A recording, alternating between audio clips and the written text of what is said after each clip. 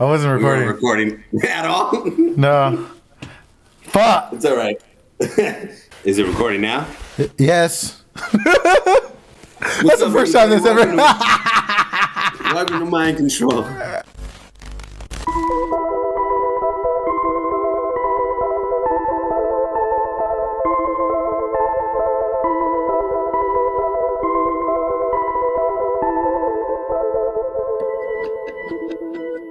Hello, everybody. I'm Mikey. And I'm Corey. Every week we discuss and review a new book, movie, album, TV show, or honestly any piece of art or culture that ourselves and you guys choose. This is Mind Control. So there was these people who were being kidnapped and mind controlled. Exactly, dude. And I can totally see how that happened. Because, like, imagine if you were just given acid or just drugs like that that are so disorienting for hours and hours on end and never being able to come down and not feeling safe and having somebody tell you things and accuse you of things, you know? Yeah. Mind control. That's how we do it, baby. GG's. Mind control. Hello and welcome back to Mind Control. On this special Halloween episode, your hosts discuss the horror sci-fi movie Come True. In this movie, a teenage runaway takes part in a sleep study that becomes a nightmarish descent into the depths of her mind and a frightening examination of the power of dreams. Starring Julia Sarah Stone as Sarah, Landon LeBoyron as Jeremy, and directed by Anthony Scott Burns. Come True is not your everyday horror movie, nor is it a sci-fi movie. It is an original blend of them both with visually stunning shots throughout. This is episode number 32 of Mind Control. What's up, everybody? Happy Halloween. Welcome to Mind Control Halloween edition. We're doing the with the White Rabbit and Mr. Robin. Yes. Over there in Gotham. He's in Gotham. I'm bisexual. Robin, don't play. I've had a lot of caffeine, bro. I had 200 milligrams of caffeine to wake up to, and now I've had more than half of this, so... Robin's on a good one. Robin's on a good tweaking. Robin's He's tweeting. ready. You know, tweet. That's he's Robin's ready for you're ready for a long night in Gotham, bro. This podcast it's not off good to a good start. But anyways, we did the movie Come True, which was actually really good. I liked it. I know I said all this before, but it wasn't recorded, so we're gonna say it again. Yes, it was sir. really good. I wasn't like super. It wasn't really scary in that sense, but it was a good like psychological. It made me think, you know. And then also like I like movies where after like when I'm watching it, I know that there are things that I gotta look up, you know. And like halfway through when they kept showing the different parts, I was like, oh, these are like I gotta look this up, you know. So it was already interesting to me, and then when I read about it, it's even more interesting than I thought when I saw it. So I'll let you say what you're gonna say, and then we can fucking get into it. Yeah. So since we already recorded all this, is kind of me just repeating myself. I'm just gonna repeat everything I said, I guess. But fucking repeat. What made me even know with this movie or hear about this movie was I found this list on Rotten Tomatoes about the top 50 horror movies of the year, and this was like 15 or something like that. So I looked at it, and in the description it said visually stunning or something like that. That grabbed my eye. I decided to choose it and just be like, fuck it. Ended up being really good. I loved it. I thought it was visually stunning. It was definitely, like you said, not like a horror movie. It was definitely like more of like a psychological, maybe thriller. It did have horror kind of aspects to it, especially towards the end. But yeah, it was definitely not what I was expecting, but was even better than what I was expecting. Beautiful. The only thing I could really compare it to, like I said earlier, would be like these psychological horror games I started playing on YouTube back in the day. A few months ago, I was playing the last couple of years or whatever. I really was drawn to them because I wanted something I could do. I could play a game and play from beginning to end, but I can't stream for like 60 hours like it would take for me to play Resident Evil or something. So I chose these indie games, and I chose games like Inside, Limbo. because you could beat them in like 4 hours. There was other ones like Layers of Fear. Layers of Fear is dope, dude. You would actually like it. It's like Are they all free?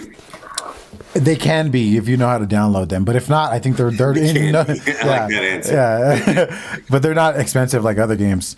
But Layers of Fear is all about this dude who's like a painter, and he ends up taking. I'm pretty sure he takes. I could have just been tripping, but I'm pretty sure he ends up taking too much acid or psychedelics and loses his mind, and then I believe he murders his wife. But and throughout the whole game, you're kind of like you play as him, and you have to like do these things, and it's a wild ass fucking game. But and that's the one I played when I was on acid, and I was tripping balls, peeking on that shit. Sure it wasn't you? Maybe it was. Maybe you murdered your wife, and this whole time you've just been in your head. Oh my god! In the movie. Yeah. Wake up I'm about to hold it. I'm gonna get a text right now. Oh my god! Just to let you know, you've been in a coma for the last 10 years. Ever since that EDC in the back of the van, you've been in a coma. We went with Jose. Oh my god! I've been in the back of a van. That night. Or no, actually at a game of Gales when you were on the grass from the yeah. You never woken back up. Oh shit! This No, is a but new yeah, way to try to get you. this is a new method. Yeah. I forgot about what I was talking about. Fuck it. But yeah, Fear, and he's a painter. And great game. Another one I wanted to shout out would be Stanley's Parable is a good one. There's a lot of really dope ass games, dude. Like I would love to. I'll send you some links or something and start to find some free ones because I'm telling you, it's a cool way to pass up time. Like if you don't want to watch TV or something, like you want to trip out and like enjoy a different kind of experience. I'm telling you, it's so much fun.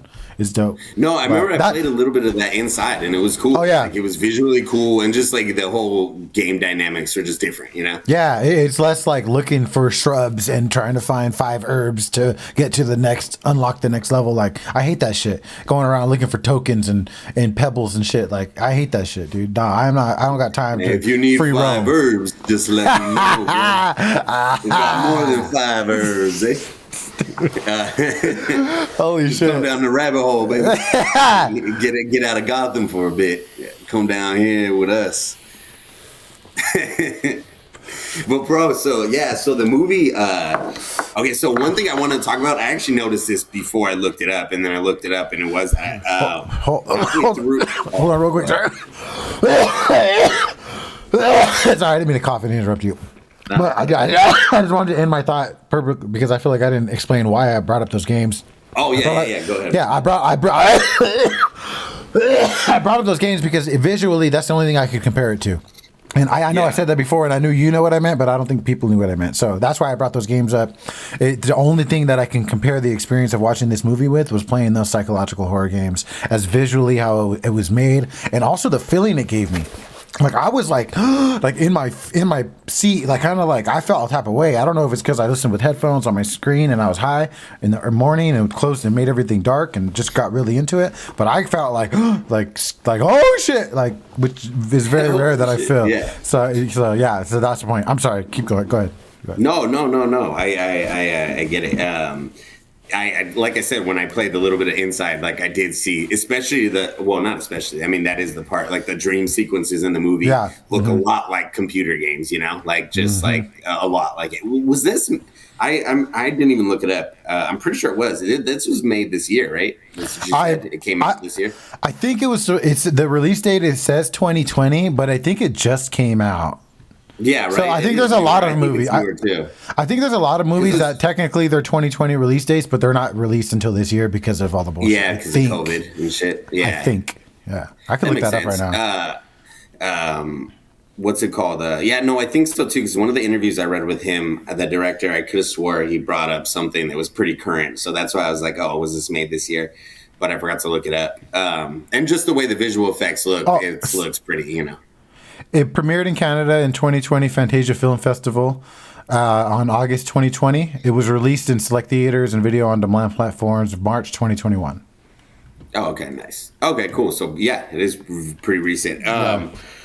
But what's it called? Sorry, what I was gonna say is what I first noticed, which is actually a big part of the movie. Is okay. So the scene, I think it's halfway through the movie. I mean, obviously you see these shadow people several times before, but the first time where the patients are, so everybody who hasn't seen it, well, you probably should have if you're watching this, but there's a part in the movie when they're dreaming. It's when they're doing the study and she takes off. Remember, she takes off, so she's gone. And because the guy has kind of let her know what's going on, and she freaks out and she leaves. But then they're in the room. The other scientists are still watching the other patients. And then remember, they actually wake up and they see the shadow in the corner of the room, but they can't move. You remember that? Yeah. Oh, yeah. Yeah. So I think it happens more than once. But dude, once I seen that, I was like, oh shit! Like, how did I not notice the fucking similarities? So, dude, have you ever had I've only had it happen a handful of times ever. But it's sleep paralysis, like you read about that. Yeah, dude, yeah. That's honestly, dude, the second I seen it standing in the corner and their eyes are open looking at it, I swear to God, it gave me an instant flashback to like, that's exactly kind of how when I've had it happen, it's exactly almost how it feels. It's like you're staring at something and and it's not even like a person. It's like just something that's dark and it's like moving towards you and you can't move. And it feels like you're going to fucking like, I don't know, like have a panic attack because you can't move, you know? Yeah. And then eventually you can move because you wake up. But so actually that's a big part of the movie. When I read the interview, he was talking about that because he's had it happen before. And there was so he was trying to talk about that. So I guess there's a documentary too that I haven't seen it. It's called The Nightmare, and it's all about sleep paralysis. And this all ties into the movie too. So it's not about the documentary at all, but the documentary about it is about how people across cultures and across the world literally there's several people and like each that have all throughout time to experiences like this with a dark figure, normally a shadow type figure with glowing eyes or something, and sleep paralysis, not being able to move. And so this documentary, I haven't seen it, but I guess it's about how like the collective subconscious, like that's what people think, which is a Carl Jung philosophy, is part of his philosophy, is that there is this collective subconscious that we don't know about, that we're all connected by. And that's why we all have similar experiences. Like me experiencing that shadow, someone else on the other side of the world that I've never met that has completely different life experiences something, maybe not exactly the same, but very similar. And it's this whole idea that there's this whole collective subconscious that is stored in human history that we all have a piece of, you know. And it honestly reminds me of DMT too, like, you know, people who do DMT across cultures and across time, just like in the Immortality Key, like psychedelics across time. We all, for some reason, even though we may have radically different lives and experiences, for some reason, when it gets down to some of these deep ideas and things in our brain, the experiences mash up, like the metallic elves that you probably heard about in DMT, or people being asked to stay, aliens, these fucking shadows. And so Carl Jung was a big thing about that, about how we have this. So the movie was actually dealing with that idea too, that there is this collective subconscious and we're all part of it, you know, and like we experience it when we dream sometimes a lot, and that's how they cross. And then also the actually parts in the movie, like I have it written down just so I don't fuck it up. The parts in the movie, like the persona, the anima and the animus, the shadow, and then the self, they're all four parts of Carl Jung's philosophy as well. So the persona is here. I have fucking hair. God. Stop me if I ever get too confusing if I'm not explaining it well enough. I know. I've heard of this before and stuff. Yeah, that's what tripped me out though when we first started watching. I was like, dude, like I've had that happen with like the sleep thing, you know. So that's like instantly. That's why I was like, okay, that must be part of what this movie's about. But yeah, so in Carl Jung's thing, let's see, where is it? I have it all. Okay, so yeah, the persona, which is part one in the movie, and that's when she's sleeping on the slide. She's still going to school. She has her friend, right? You know, that friend Zoe. So because if you notice later on in the movie, as the movie gets deeper, there's not a lot of people she really comes into contact with besides the scientists and the people in the study. But like especially after she loses her phone, she doesn't really come into contact with anybody. Like, I don't know if you noticed that. A lot of times she's riding through the city, there's like nobody around, which is I did notice weird, that, you know? that it was like totally empty for a lot of the time. Like when she was walking and like, I'm like, there was a few different parts where I was like, what the fuck? It's like nobody's even noticing her, kind of like, it's weird. Yeah. So Yeah, exactly. So the part one is the persona, and that's when we kind of see that she goes to school, and we see this girl Zoe, and then we kind of see her going to her house. So the persona in Carl Jung's philosophy is that's the outer face that we present to the world. So that's like a kind of like I don't know what would it be called, like not the ego id, but in a way, like the persona is like the mask we put on. That's like what the world sees us as, or what we present to the world. And like that goes with the first part because this shows that she's just a teenager, blah blah blah. That's like what we're seeing. That's the persona. And then the next part is the anima and the animus, and that's when the study starts. And the anima and the animus is actually, so I guess the concept is it's the opposite image of like the biological sex. So the animus is her animus would be that guy Riff. So as if you notice, he doesn't come in until the study in the second part. So I know it's going to get confusing right now because it's hard to explain. So I guess if we're going in the context of the movie, so the persona is okay. I should have explained this. I'm fucking myself up like I always do. No, you sound right. I'm following fine. I should have explained this first. So the big part of the movie was that the whole movie was pretty much in her subconscious the whole time, very early on. Some people think it happens after the laundromat when she loses her phone, because if you notice, her phone is her only tether to real life. It's her when she loses it, freaks out because she can't find her friend Zoe anymore. She stops seeing anybody else besides just the study people. When she loses her phone, it's a big deal. And then at the end, when she finds her phone, is when she kind of wakes up again. So there's a lot to do with the phone to being like a tether to real life. But anyway, so the movie is like, she's supposed to have been in this coma the whole time. So the persona is kind of like the outer face that we see. That's the beginning. So that's like kind of like what's being presented to us. That's what we think we're watching. We're watching this teenage girl live her life. But then as the persona fades and goes into the next stage, the anima, the animus, this is right after two, I think she loses her phone shortly into this. And after she loses her phone, she loses her ties to her friend Zoe and her mom and whoever else. And then the animus comes in, who is Riff, that guy, who is almost like the opposite sex. And it's like her new tether. It's like Zoe was what was keeping her in the subconscious. So that's what a lot of people, so that's what kind of my understanding is too, that these people that were in her life are actually part of her subconscious and are actually kind of keeping her there. And they're actually trying to break through that. So at first she loses the phone, they take the phone, and like obviously she loses that tie. But then the animus, which is the next stage, comes in, and that's the guy, and that's her new tie. That's kind of like what's keeping her in her coma in a way. Like this is what it says. These are people she's projecting in her coma state, specifically Jeremy, who a lot of people think that must have been like maybe her lover in real life before she went in the coma. And that's why he appears in there. And there's some weirdness between them. Like maybe something bad happened, before, because they don't ever explain why she's in the coma.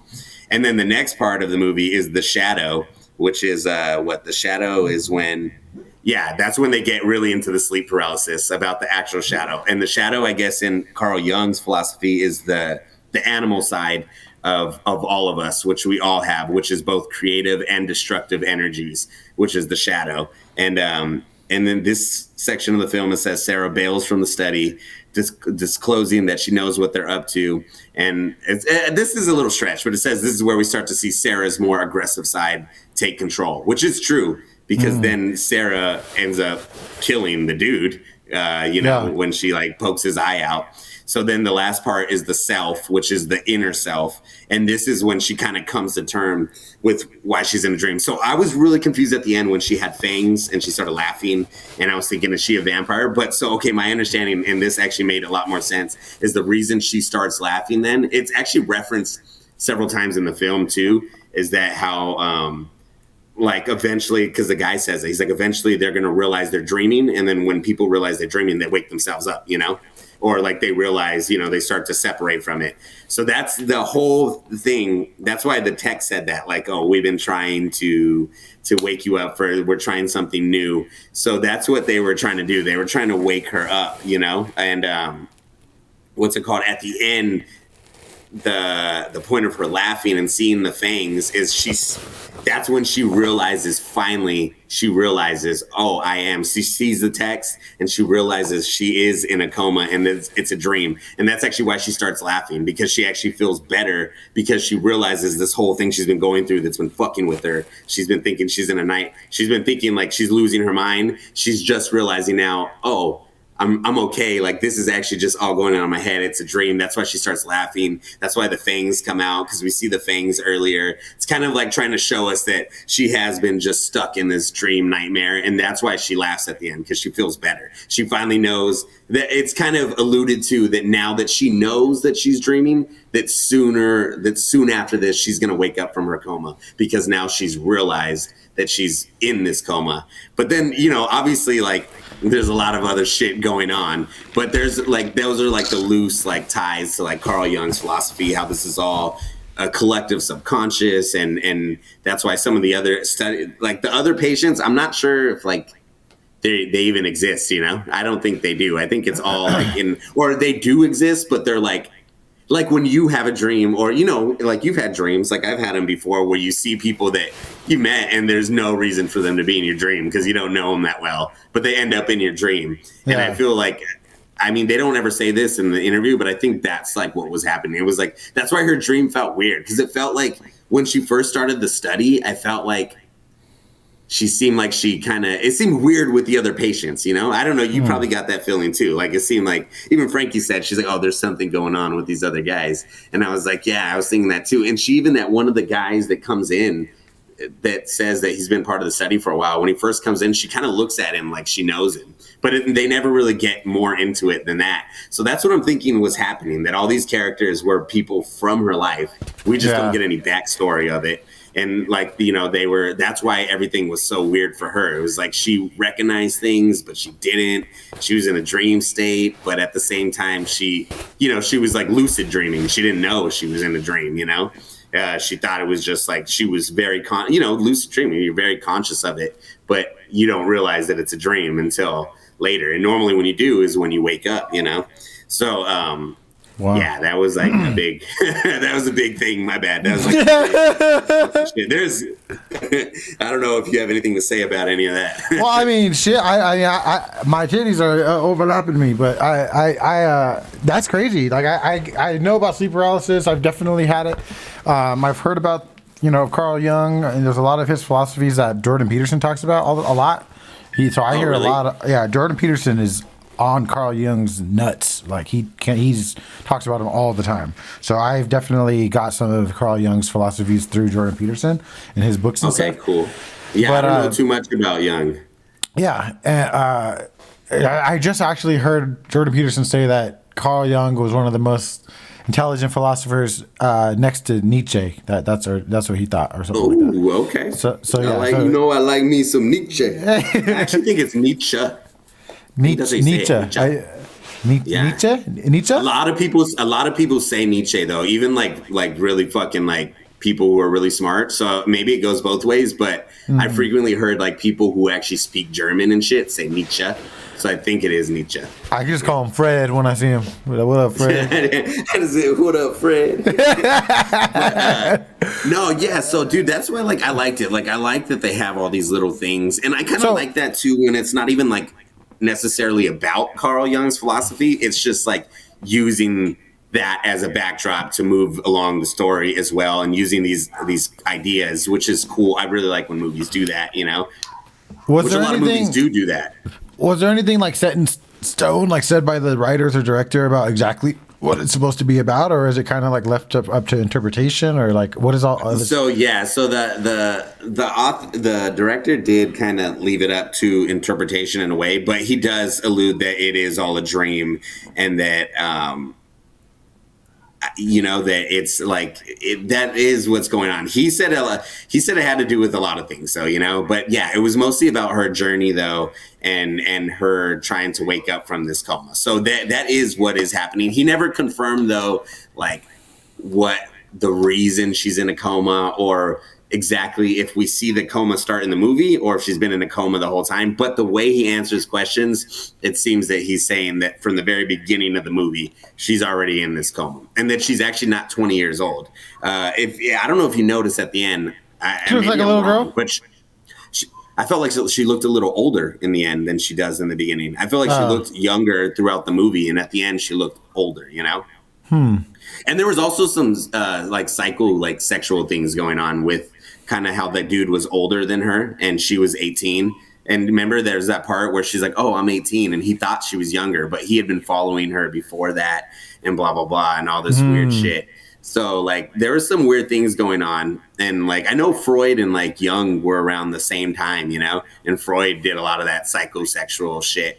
But yeah, the movie mostly is about just her just stuck in this subconscious and also about how we all have this collective experience that we don't realize that. I mean, we do realize, but that we do all, when we go to sleep, we tap into this subconscious that we all share, and that most people just, you know, we shrug it off, but it's true. And that's why there are these common experiences across cultures, because we all tap into that same subconscious. And there's actually, he does say, he does bring up the shadow people, though, the director, and he was saying that his idea was saying that he thinks this happens because I guess in that documentary they talk about how that's the common thing that people see is a shadow with glowing eyes, and the director talked about how he thinks that that's part of our collective subconscious, because if you think about in the past when we were living, you know, before electricity, back in the day, at night you couldn't see things, so if you saw eyes in the dark, normally it was a predator. So that's why we've grown to have this fear, and it's in all of our subconscious because it's primal. It's something from the beginning of time that helped us adapt to stay alive. So it's still in our subconscious, which is cool, interesting. That also alludes to a big reason why people have so much anxiety nowadays and shit like that, because we're used to perceiving danger and focusing on danger. Did we talk about this? We have talked about this, yeah. So, okay, Joe Rogan talked about it, right? I've heard about this concept and stuff before, yeah.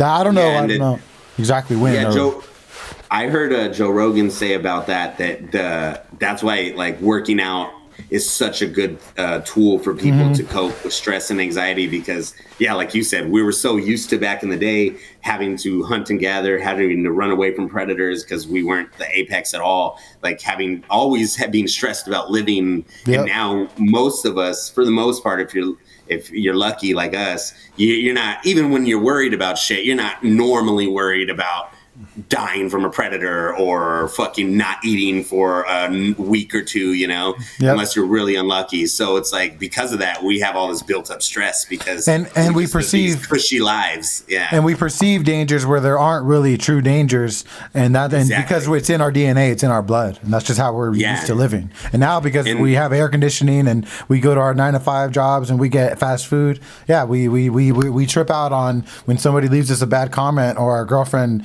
says she doesn't like us or some shit, you know, like that when in reality, like the end of the world. In reality, we should be worried about saber-toothed tigers and chimpanzees. Yeah, and that's what Joe Rogan was saying, and that's why, like, working out, and he's like, helps so much, because it back in the day when you were stressed like that, it was normally because something was happening. So in order to get that stress out, you were either running away, you were fighting, you were trying to survive, you were doing something though to deal with that stress. Now you got that stress, it's like, okay, I'm gonna watch a TV show, but you still have that shit built up in you. So working out actually helps release all of that tension that would have been released normally if you were living how we were originally, you know, living, you know? Yeah. It could also be something you do like that you're passionate about. It doesn't necessarily only have to be working out too. I think that of course. You know what I'm saying? Like, it could be like a bunch, whatever you just spent energy on, something that you have to truly be focused on, some sort of like a passion. And but working out is more of like a physiological kind of thing where it's like your physical body is actually moving. You know what I'm saying? Yeah. But you know what I've noticed, dude, with this Whoop strap is that, like, my body reacts, this whoop strap. Have I told you about that? Have I ever told you about this? Oh, no. I don't know what that is. I was like, what are you talking about? Oh, it's a fitness tracker. Is that a gadget from Batman or what?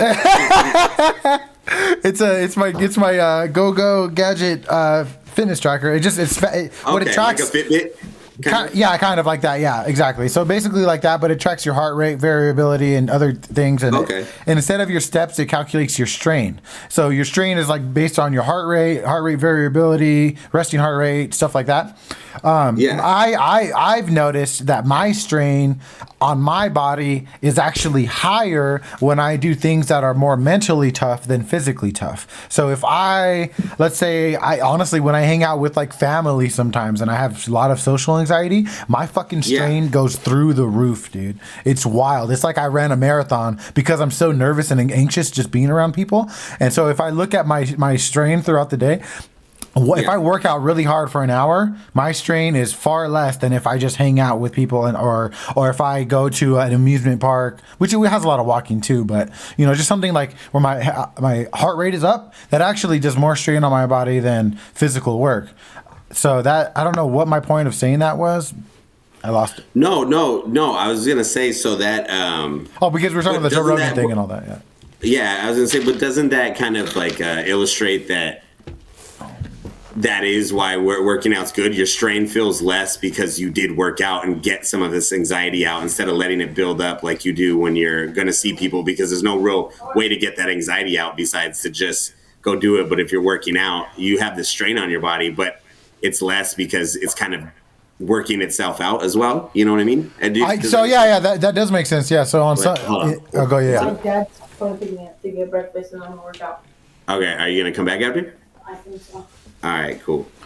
All right. My bad. No, you're good. I guess that does make sense. Yeah. So let's say like on those days that I'm talking about where I have a high strain because of the anxiety or whatever, let's say that I worked out hard for an hour. Yeah, my strain might only go up a blip, but maybe later that night, my strain won't be as high as it would have if I didn't do that hour of workout. You know what I'm saying? So is that your point? Yeah, that makes. So maybe my strain wouldn't be so high in the social anxiety mood if I worked out in that morning. Maybe I'm viewing it differently. So I guess I'm thinking of strain as like as a workout, but like in a way, like isn't that bad that the anxiety is higher and the strain is higher with people, right?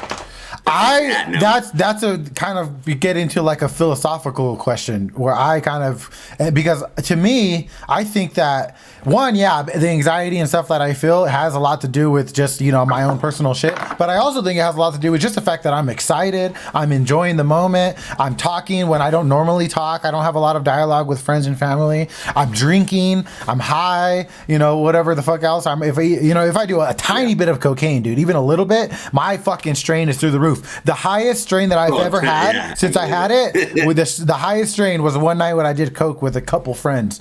It was like literally, this is if you run a marathon, ran a marathon, I was like right below that. And all I did was do coke and talk all night. So it's like, I get your point in the sense that like that is bad. And I'm not saying that it's good, but I'm saying like,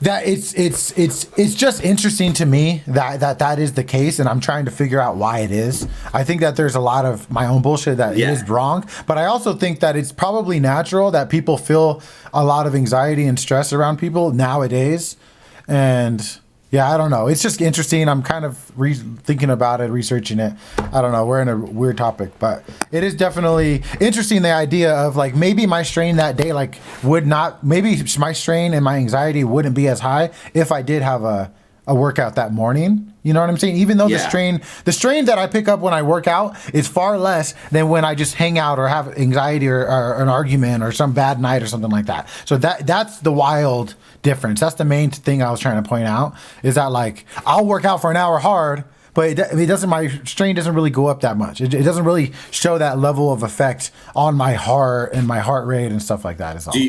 So sorry, we'll get off of this. Do you think though that's because, like I was saying with how Joe Rogan said it, it's because your strain's not as high because it is getting high, but because you're working out, you're actually doing something to, even though your heart's obviously going to pump harder because you're working out, blah, blah, blah, but your heart's pumping harder and shit like that because you're working out. But also though, the anxiety levels, the stress levels are kind of dropping. So it's like there is strain in one way. Like there's a physical strain because you're working out, but that workout is helping the mental and anxious strain versus when you're with people, there's all this, it's all built up and there's this strain, but because you're not working out or doing anything physical, that's why it's higher on those nights because you're not really letting it out in any way besides just actually going to the party and doing what you do. But it's like, you're never really letting that out. If anything, you're just constantly adding to it or just sitting in it, but you're not doing anything about it. But working out, even though it feels more strenuous,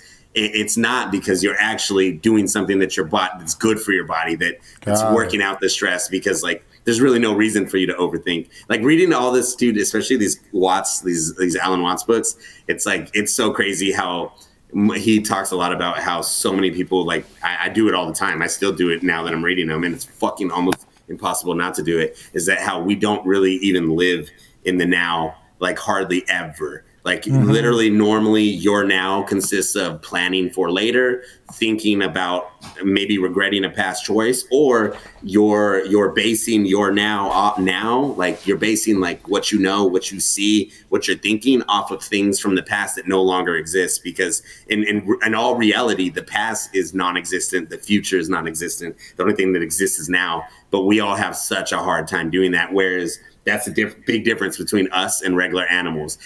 Dude, honestly, he put it the best way I've ever, because I always knew that I firmly believe that us and animals aren't really biologically very different besides like the way our brains work, I mean, like if you really think about it, like we all fuck, we live, we eat, we do pretty much the same shit.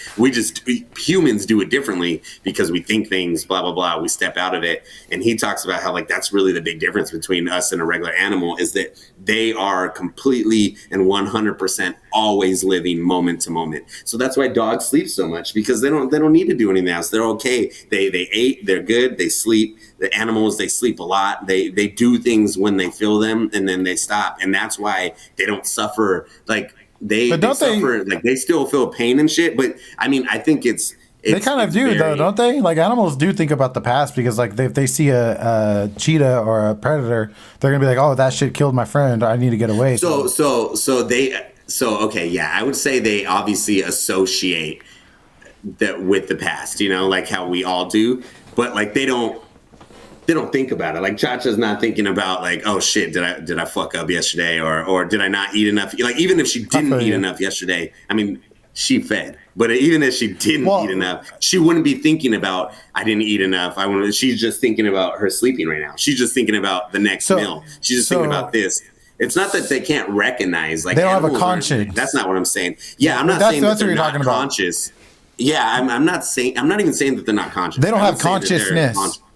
They don't have have the ability to step outside and think about themselves, in that sense, in the sense that we do. Like, isn't that consciousness? Is only thinking about her body, about what I guess this would be a better way. She works in perfect unison with her body. Us, you may eat, you've done it, I've done it. You eat, you're full, and you don't need to eat anymore, but you keep eating. Or you.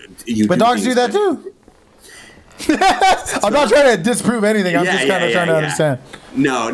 I get some do, I guess, but like I mean, most. Chacha doesn't, I guess. But no, I guess what I'm trying to say is that like animals, like they don't. I get your point. For the most part, like I guess maybe I'm wrong though. Okay, so maybe I'm wording it wrong. Maybe it's because we're thinking about domesticated animals. Animals in the wild though.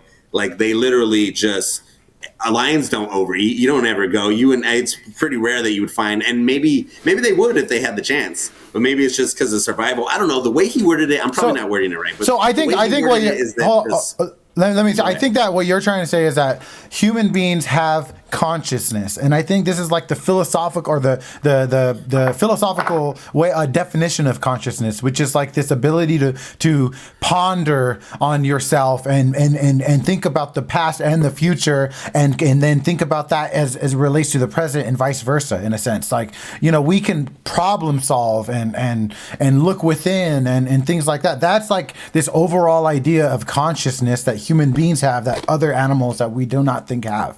We do this is like a debate about if they have the same consciousness we have. We don't really know what they think. We don't know if they technically can communicate. That some animals we kind of think they do, like, so there's like this idea that animals, obviously they're conscious. A stick bug is conscious, is alive, walking around. Leafy bug walking around, but do they have consciousness in the sense that human beings do in all those ways that I'm talking about? Is that what you're saying? That's what you're saying, right?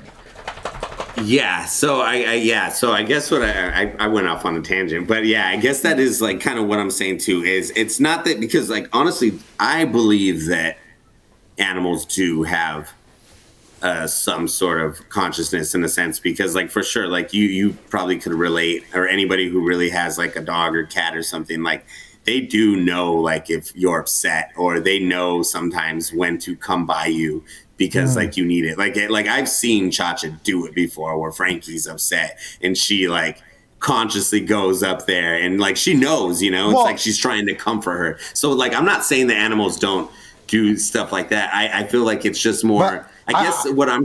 Go ahead. Say. I think consciousness is not necessarily having the ability to see that something you care about needs love and attention, and you want to show affection to that thing or that creature. I think that's innate throughout the animal kingdom. Yeah. There's a lot of animals show sadness when they're happiness or whatever. It's emotion is as natural, but I think that animals don't have this idea that, hey, I want to be a better dog. I want, oh my God, I used to be a bad dog. I want, they don't do that. That's what you're talking about. Point. I mean. I guess I'm explaining it wrong with the consciousness, because you're right. Yeah. I would say that. Yeah, consciousness I think is different. Like, it's the wording. I'm saying is like, I guess I'm trying to think of a way to put this, because there's a way he puts it, and maybe it's just that they don't have the same. They don't deal with memory the way we deal with memory, because like, like I said, that was like the big thing is he's saying that most animals, they do live in the present. They're not planning for the future. They're not regretting the past. They're living in this moment, and, they're doing whatever they do in this moment for this moment. And they're perfectly content with that, because they don't have to worry. They're not regretting, they're not overthinking. They're not worrying about what they're going to do tomorrow. They're just worrying about today. I need to get through today. I need to eat. I need to do this. They remember, but they don't ponder. Yeah. They remember, but they can't choose to remember. Yeah, and it's like they remember based on necessity. And based on now. They remember based on the present. Rather than based on the future or something. I don't know if and kind of like you were saying, like they remember based on necessity. They remember like, I shouldn't go near to that because that might kill me. I shouldn't be by that might hurt me. Oh, that's sweet. I like that. Yeah. They remember based on necessity versus we remember, oh shit, in 6th grade, remember when I peed on myself or something, How dare you? That was a shot. You're a dick. That was a shot. Damn it. It was 4th grade. Thank you very much. Nah, maybe it was me, bro. You know what I mean? Like, I get what you're saying. What I'm trying to say. And honestly, dude, that's why the book is like, it's hard to say it helps, because it's hard to remember it, especially when you're going through it. The Alan Watts books. That's like what I was talking about. Yeah, remember I got onto that. It's just like, because it just really, like, when I read it, just the way he words it really makes you realize, like, fuck, dude, like, I do that all the time, where it's like, I'm enjoying myself, but I'm thinking about tomorrow or whatever, or the next experience, or even like, that's what fucked me up at festivals and shit, dude. I'm sorry to interrupt. That's what fucked me up at festivals. Is like I found myself never being able to live in the moment, and that's why I had Eminem at Coachella. I wasn't there, and I could feel that I wasn't there, and that's what it was. It sucked, because I'm sitting there trying to be present, and then in 10 seconds I'm just lost again. In 10 seconds I'm lost again. It's just I'm not gonna lie though, bro. During Eminem, we smoked like 10 blunts, bro. I didn't even want to. That probably had a lot to do with it too. I was fucking like, oh my god, I don't even know this like happened. But I was like starting to get like lightheaded from the weed. But it's so good. Sorry. But no, I know what you mean though. Like that's like exactly. Or even though, but like that's what he talks about though in every situation. Like humans have the problem of doing that, like like even when we get hurt, like we fucking like we don't ever try to focus on the pain. Instead, we try to distract ourselves. When really the best thing you can do is just, okay, I'm in pain. Let me feel it. Like let me fucking feel it. Don't go turn on the TV. Don't go fucking smoke weed to feel better. Let me feel this moment, and then when I feel better, go smoke weed, go do this, because now you feel good enough. But feel the pain too. Don't just try to always feel good things, which is what humans do a lot. Like we're pretty incapable. I mean, not incapable. Some people are better at it, but like we're pretty incapable of sitting in a terrible moment and just being able to be like, okay, this is terrible. And I know this is terrible and it's okay that it's terrible. Let it be terrible. And then it'll pass. Instead, we try to fight it. And that a lot of the times prolongates the terribleness. It makes it worse and worse because we're constantly trying to escape it. And we're never just sitting there and be like, all right, stop being a pussy. Just let yourself feel this because you got to feel this right now. You know, Absolutely. You just got to feel it. You need the ups, you need the downs, you need the ups. I think, yeah, for sure. Absolutely. I agree 100% with what you're saying. Like, I legitimately feel that's what the entire drive to life is this innate fear of dying. And I think that we complicate it. All these distractions we have, love and whatever the fucking, all the pleasures of life, all they are distractions to the fact that we are going to die. And the fact that, like, you know, we constantly, from the moment we're born, like, are just terrified. And then, you know, we eventually comfort ourselves. But when it really comes down to it, everything we do is just to distract ourselves from the fact that we're going to die. Like that is like, that's why a lot of people don't even get into that discussion of death and what happens when you die, because it's absolutely terrifying. They won't even allow themselves to get deep into those thoughts or read books or this and that. They, like, my therapist has basically told me to stop looking into this kind of shit. Like, to, like, nihilistic. I told her about like pure comedy and all this other stuff. Like we got into all this because I told you I got into a lot of dark shit, and like and basically she kind of recommended that maybe I take a break from a lot of the shit that we were getting into. And I was like, nah. Like, a part of me was like, okay, yeah. But then towards the end I was like, you know what? No, I don't want to do that, because that to me feels like I am just living a lie, because that's truly how I feel. I told her, like, when it comes down to it, like when I feel like when we die, it goes black and that's it. There's no nothing. We're just dead. And for whatever reason, I know this is a wild topic in the Robin costume. But I feel like when we die, it goes black. Okay, nothing happens. And I told her that. I said, but that's innate to me. It's in my bones. It's in my bones. That's how I feel, right? And it's like anytime I stray away from that, it's like I enjoy it, I appreciate it, but for some reason, I always feel myself get drawn back into that's just what it is. And for whatever reason, you know, that's just how I truly believe. I hate it. I'm trying to get away from it, but we'll see. So yeah, but because of all that, she told me that maybe I shouldn't be talking about this exact thing we're talking about. I think it's kind of bullshit. Yeah, I think it's kind of good to, like, I don't know, you know, think about these things, you know, because death is like, it's a prominent part of life, you know. It's probably the most prominent part of life, actually. From everything I've read, it's like death is the most important experience, but we're so terrified of it, especially in Western culture. But it's like, you know, like when we read their Immortality Key, like some of them really embrace it. Like death is, besides being born, death is the most significant other experience you will have in your whole life. And the only one that you share with everyone. There's only a couple things that humans all do. Yeah. The other most significant. And it's so crazy that, I mean, I'm not saying that the therapist is cool and shit, but like, you know, so many people I think would agree, like, you shouldn't spend time thinking about stuff like that. But I think, like, but doesn't that, I mean, if you're going to waste your time thinking about anything, wouldn't it be about the most significant experiences you're going to have, and like even preparing for it in a way? Like, because like if you were able to just, like, so many people can't, but you know, you do read those stories of like certain people who come to terms with death, and it seems like a beautiful experience. 100%. And I'm not saying like go kill yourself, but be ready for it. So if it comes, you can just be okay with it, you know, and not struggle to the last breath, you know? Exactly. That's exactly how I feel. Like, I don't want to be ignorant to it. I don't want to, like, turn away from it out of fear. And that's kind of what I told her. And I think mostly what she was kind of, and what we kind of came to terms with is like, hey, well, there probably definitely needs to be a balance, because it is all interesting and shit, and it is very important or whatever, but it's not as important if it makes me want to fucking kill myself. You know what I'm saying? Like, my children. Yeah, that's true. If it's putting you in a bad place, for sure. Yeah. So that's, I think, and what it's the not point here, was. you know? yeah. So I get that's you. the balance I'm learning I need to have. I need to have a lot more balance with a lot of other things.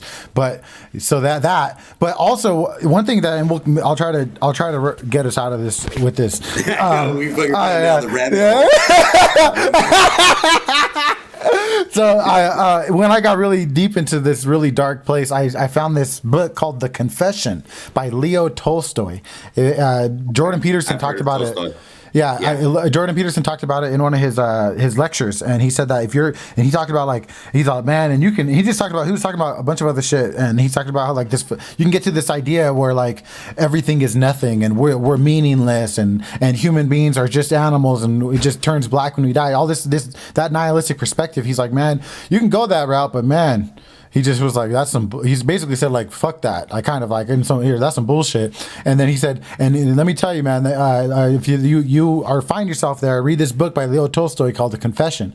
And Leo Tolstoy, I was a poet, very popular, very successful, but he found himself going into a very, very dark place later in his life because he found all this success, but just could not do anything but think about like how meaningless it all was. So he very intelligently and analytically like researched the idea of what the point of life was and what the fucking all of it was. And so he, in this wildly fucking like intelligent way that I could barely even understand, in this very short book, The Confession, goes into it. It talks about his life and his friends and what he learned. And it was honestly pulled me out of it so beautifully, dude. It was like one of the most important books I've ever read. It was like 2 weeks ago I read it. You should check it out. I will. I've heard of Tolstoy before, actually, so yeah. I'll read it. It's beautiful. That sounds cool. Yeah, it's beautifully written. Like I listened to the audiobook, but I also bought it. I want to read it too. So it's what year was it written? A long time ago, right? I believe a long time ago. Yeah, long right. Time He's ago. from like 200 years ago. 1900s, right? Yeah. Like, or 100 years ago. Okay. Something like that. Yeah. Okay. Cool. That's all right. Cool. The Confession. I'll read it because I've always heard his name, and he's always been on the list of people. Bro, you're gonna love it. So. Yeah, he in a way he talks about his life like I was fucking bitches, I was making bread, you know. He's like, then I got in my head, you know, like. Damn, I don't talk like that back then. Fucking bitches. He said, making bread, getting head. Got in my head. I was getting head, and then I got in my own head, you know. Hey, that girl gave me that mad hat at top. That mad top. Mad. I'll start saying that. Yeah, she got mad hat. She get that mad. So to reroute back to the movie, I before we got into you explained it. Yeah. Which I'm glad for. No, that was tight. Actually, that was tight. But what I would have said the ending was, and maybe this is just me being dumb, but I feel like it was him supposed to be studying her, and her like sleepwalking and being in a coma. In that like it looked like almost like a hotel room / hospital room kind of thing, like a living area. Yeah. And maybe he was her doctor, and he was like, that's what I thought. Yeah, like in her coma and shit. And then somehow she woke up and killed him in the middle of it, and then she woke up and saw her phone. Could that be a thing? That's what I thought, kind of. But I think I mean that could be interesting, but then they wouldn't really explain the fangs, though. You know, the fangs. That's true. Fangs are what really threw me off. Because honestly, for a second, I was thinking that too. Like maybe like, oh, was she like attacked by this guy, and he was kind of like he was almost the shadow in her subconscious that's been fucking with her. But then they have she was on top. The shadow, huh? She can't. He can't rape her if she was on top. But right. It's just the way you said it. I mean, that's just the gravity. I didn't like that, but I mean, no, I didn't even think like I thought because, like I said earlier, when he had asked how old she was, or when she told him she was 18, like maybe it was like something that was inappropriate that started before she was 18, you know, but because how he was watching her, and he didn't know she was 18 though until they were in the car, or at least in that part, you know. So that's why I was thinking too at first, but then when I saw the fangs, I was like, oh. Okay, wait, I don't understand, you know? So that's why I kind of think that she was still in a dream because of the fangs, and then it kind of makes sense as to why she was laughing because now she's finally figured out, okay, maybe I'm not losing my mind. I'm just fucking stuck in my head right now. Like, I mean, that would be scary too. But like, I'm in a coma, you know, like I could wake myself up, you know? So I think that, but I can see what you're saying because that's originally what I was thinking. Where I was thinking it was going, especially like when she gouged his eyes out and shit. That's fire, dude. At first though, I was like, damn, he just fucked this bitch in a coma. Yeah. Now that's sex.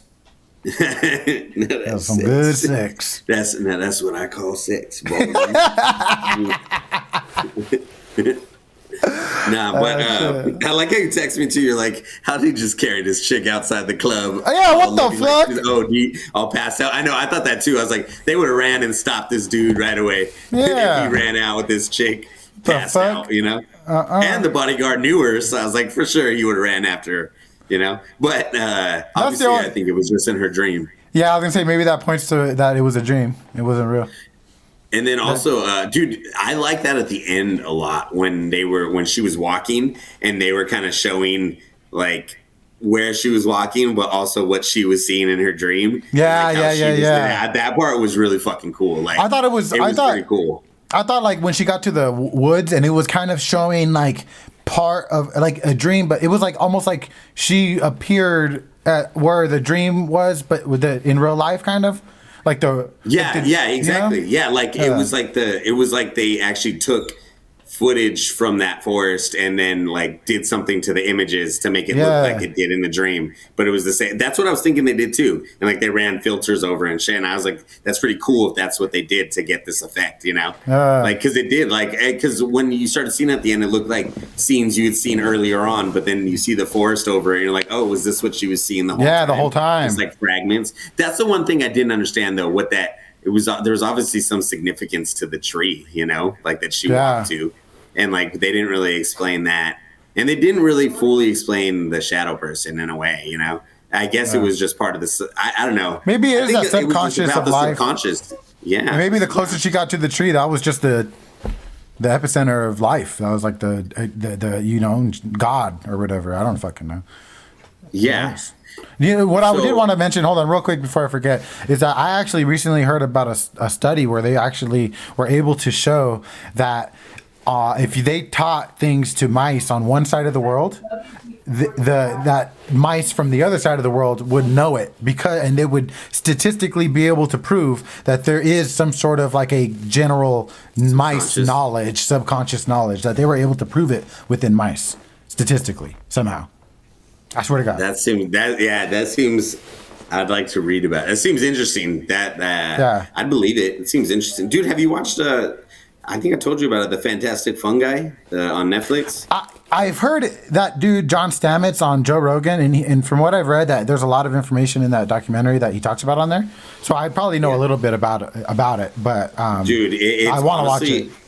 Dude, honestly, watch it. It's amazing. It's amazing because it's not really.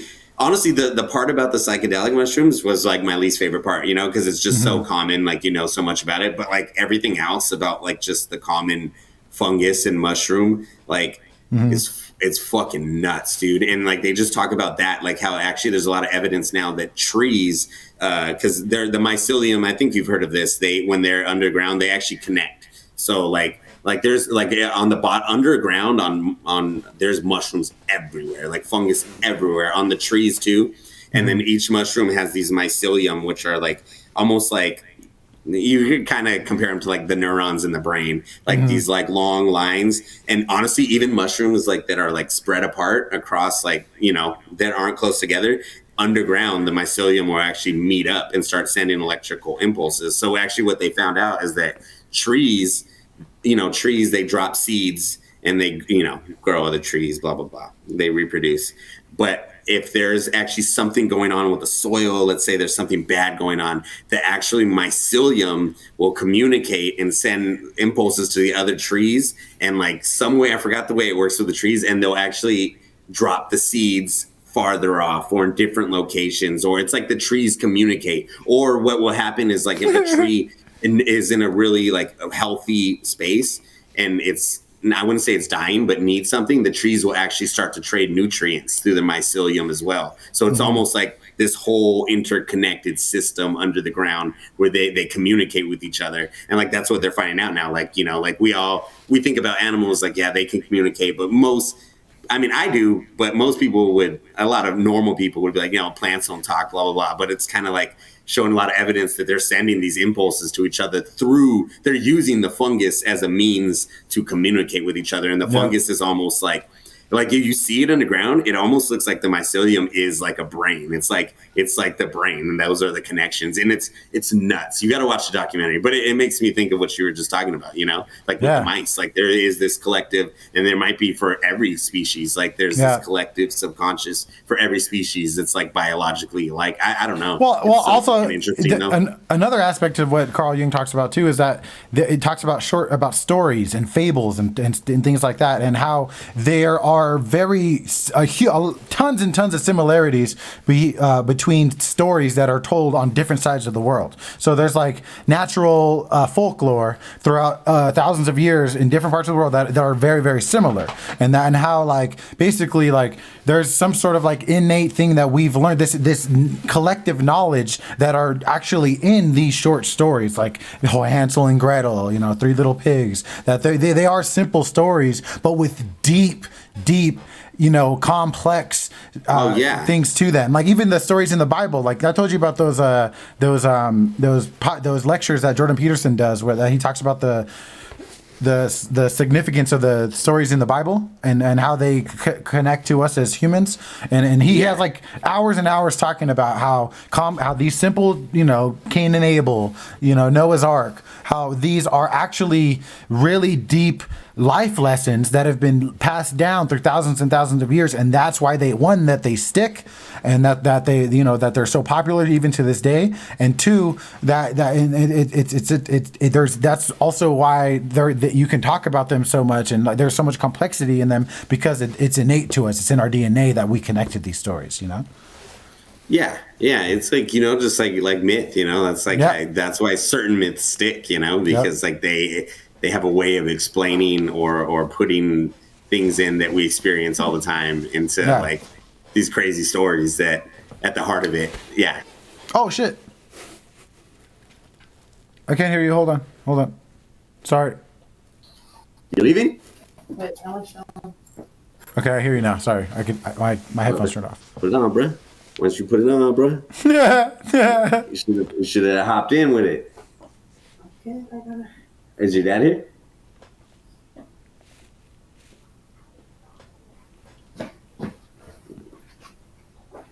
I thought you were going to kiss him. I thought he was going to come down and give you a kiss.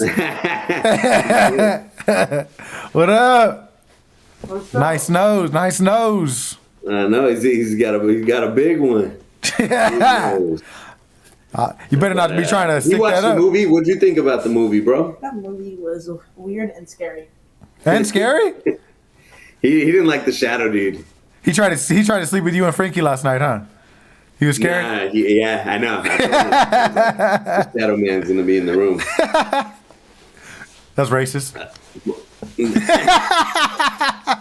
It's not what I meant. Are you leaving right now? Oh no, okay. What's it called? Yeah, dude. What were you saying about about those stories? Yeah, no, that's like honestly what the movie was about, though. How like there's subconscious. We all like have very similar experiences. So actually, I have this thing. So to get back on, so this dude, it's from the director. So the guy asked, he said, I was a little confused about the ending, which I know is the point. Can you talk about what you wanted the feeling of the audience to be at the point? And the director said he wants the feeling of the finale to be the feeling that the man left me.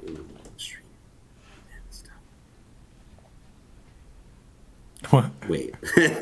He said, I wanted the feeling of the finale to be the feeling that man left me with on the street. I was confused as why that man walked up to me and said that, what the fuck does he say? He said some dude said something to him one day. What the fuck? Let me look it up so I don't fuck this up.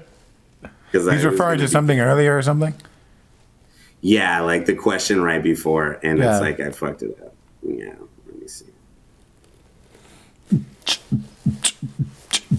I've had so much caffeine today. Oh my god. Oh, I'm sorry. He was talking about in a dream. He had a lucid dream where he woke up where the guy had asked him, like, don't you know this is just a dream, you know? And that's what he was talking about right before in the question. And then he was saying he wanted the feeling of the finality to be like the feeling that the man left with me on the street when he said, don't you know this is just a dream, you know? And it kind of hit him. So he said so I guess that does confirm that, you know, there was still a dream. It was a dream in the end. And then he said, I was confused as to why that man walked up to me and said that to me at that exact moment. And I wanted people to come away from the film with that same confusion. It's not an accident that the text message stays on screen for a long time. People should think about the calculated tone that we talked about in terms of the ending. And oh yeah. So he was saying though, because some people were mad that like, oh, this is too easy that it was all a dream. And he was saying like he realizes like that. He's like, but it's not just that, you know. It's more supposed to be the feeling of like her realizing that it's all just a dream, you know. It's like you know, if that makes sense, you know. Because some people complained, I guess, saying like, oh, like it's too easy to just like the movie was really good and it's too easy to now just say, oh, everything was a dream, you know. Which I agree in certain senses, but I feel like the way he did it was in an interesting way, you know? I was still confused. This is not, I mean, like, it's like, what the fuck happened? People say that because it's like, it's a term that's been used a couple times, but I haven't seen it being used in a long time. You know what I'm saying? It's identity. It's an interesting way to do it, yeah. And it was confused. And it was done the right way. Identity. Oh, Identity with the dude with the 8 personalities? Yeah. I forgot about that movie. Yeah, I do remember that. That was a good I haven't one. seen that in forever. I know. Yeah. But yeah, man, I thought it was a really good pick, though. It was it definitely, you know, gave some good talking points. I'm trying to see if there was. Oh, dude, there's also a couple more things I want to bring up before we end. So I guess in the very beginning of the movie, there's actually, because I said there was a couple things with the phone. On her phone, it shows the time 7:11, and this is the very opening in the movie. Yeah, so I guess 7:11 is. I guess there's some meaning to it, and it means that the person is waking up to their innate desires and transforming into their true self. So, like, this is how it says, and then I guess they asked the actress about this, and I guess she gave a nod, but she didn't say anything else about, like, she didn't want to spoil the film. And it says, because the number appears right at the start, we know that she's already in the coma, and the entire movie is about her awakening journey, because this is the 7-Eleven saying that she's about to start on her journey of awakening. So she is in a coma from the beginning. And then there was something else at the, let's see. What exactly did they do that was different? Exactly. Like, what was the input of the people who are trying to wake her up? Like, what did they do differently? I don't know. They think it's something with the phone, because then it says Sarah's phone is always with her, and we initially write it off as like a teenage thing, but the phone is tethered to her subconscious from the outside world. It says Sarah gets a call from Zoe at one point in the laundromat and has an episode of epilepsy. This is also the last time we hear from Zoe. Let's see. Yeah, it says this person said, though, I suspect that the world outside triggers this, because like when she calls Zoe, it triggers it. And then when she sees the actual dream that she's seen, and whenever she sees the picture of it, it triggers it. Like she starts to realize like that this is actually like in her, you know, when she starts to realize, like put 2 and 2 together and like the worlds converge. It says the treatment, this is what the guy says. He says the treatment they are trying seems to be pushing Sarah out of her comfort zone. So because she's been living in this comfort zone with her friend Zoe and blah, blah, blah. So now they're trying to get rid of those things. So I don't know how they're doing it, you know? And then let's see. It says, when Sarah wakes up, the blind lady tells her that the boys took something from her and ran. And Sarah realizes her phone's missing. And while Zoe and her phone are gone, she has nowhere to go and reaches out to Jeremy for help. Whereas Jeremy becomes the animist shortly after that. And then I guess at the end, too, the mirror number 1001, that's what shows on the phone at the very end. Remember, they show a time again, and it's 1001. I never realized 1001, it's called the mirror number because obviously 10 is 01. And I guess that means it's like a sign that there's like a guardian trying to communicate with you. And that's why she sees it on the phone when she gets that text message. It's like them trying to communicate, you know, like somebody from the outside world is trying to communicate with her. And let's see. I think. So, yeah, and then it says Sarah, and then at the end it says Sarah hasn't murdered anyone. The technique that the outside world is using caused Sarah to kill her animus, which is Jeff. So they were actually doing things to try to get her to kill the guy in the dream. So then, because that was tethering her still to the subconscious, they got rid of Zoe by getting rid of her phone. And then they try to get rid of him by having him kill her. So that's what they're saying. They don't really explain, obviously a lot of this, there's not any more explanation. Because it says Sarah's initial latch in the coma was Zoe. And then once that's removed, she latches on Jeremy. And then Jeremy dies. And then now Sarah is in a state and she's ready to receive communication from the outside world, which is when she gets the text message. Because she couldn't get that until she got rid of her tethers and started to slowly realize that she's in a dream. And then, and then that's pretty much it. And then she gets that last text. And now she knows that they said it's a happy moment for her because she realizes that, she's actually just in a coma and she's not fucking losing her mind in real life. And now she's about to wake up. That's what they make. That's it. Hell yeah, dude. I don't know. I like that it's left for interpretation. But it also kind of has a solid base where you kind of know for the most part what's going on. But like a dream, it's not going to be solid. Your memory's not all going to be there. It's going to be in bits and pieces, and that's I think what the whole point of it all was. Yeah, we just busted a net. We just busted a net on this episode, baby. All over this. Well, episode. I know we haven't had one like this in a while. It started off a little weird, and I forgot to record, but we got it. Yeah. Dang, we really fucked it up, bro. Yeah. What are we gonna do next? Let's do. What do we do next? Running scared. Running scared. That one, no, they wouldn't be. I want to watch it. I'm afraid to watch it and then not like it though. Like how? Nah, it's still good. It's still good. Have you watched it recently? Not that recently, but maybe 3 or 4 years ago, and it was still good then. I haven't watched it in so long. But it was good. Oh yeah, let's end this. I don't know. I'll text you about it. Maybe we could do a book. I don't know. Or maybe something. We could do the album. We never did it.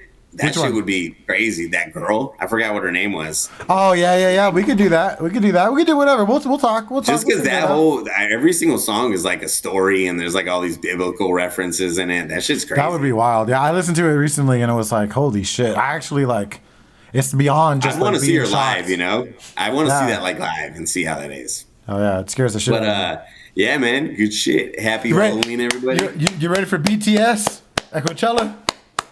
Oh, why do you say that? It's pretty likely from what I've read. No, have you heard that? Oh, really? Oh, yeah, okay. That'll be the new headliner. That better not be the other headliner. That's the new headliner, BTS. And they're replacing Swedish House Mafia. No, Swedish House Mafia. I don't think is going to headline. Okay, they'll just be probably the big name. I think they're going to be there, but I think that BTS is going to be there's a headliner missing now, right? Because of Frank. There's two still. Oh, really? They haven't said Travis yet. I mean, there's nothing confirmed. I thought Travis was confirmed. He was. Oh, really? Oh, is he still? Maybe. I thought Travis and Rage were confirmed. My bunny ears on wrong?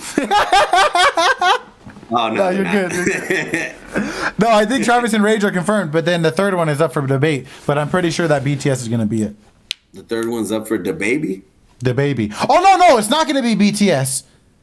I don't fucking know. Never mind. Fuck that subreddit. It confuses me. Because BTS has shows at SoFi Stadium. Coming up. I have no idea. You know SoFi, right? SoFi Stadium? Yeah. Have you been there yet? I don't know shit about BTS. No, you should. BTS was one of the dopest performances I've ever seen in my life, dude. And I'm not. I remember you told me.